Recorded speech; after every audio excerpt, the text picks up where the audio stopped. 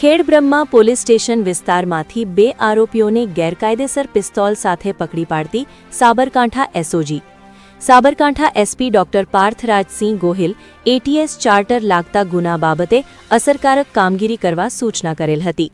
એસઓજીમાં ફરજ બજાવતા PSI કેયુ Chaudhary staff સાથે રાજસ્થાન બોર્ડર જોડતો ખેડવા ચેકપોસ્ટ ખાતે વાહન ચેકિંગમાં હતા। દરમિયાન ખાનગી બાતમીદારથી બાતમી મળી હતી કે આરોપી રાહુલ કુમાર બંસીલાલ પારગી અને અર્જુન કુમાર પભુભાઈ પારગી મોટરસાયકલ લઈને 2 આરોપીઓ ગેરકાયદેસર પિસ્તોલ સાથે ગુજરાત તરફ નીકળ્યા છે।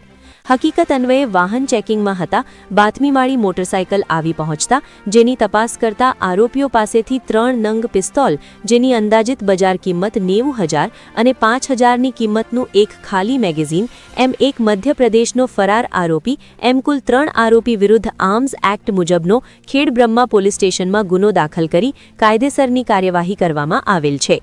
રિપોર્ટર ઘનશ્યામસિંહ પરમાર, હિંમતનગર।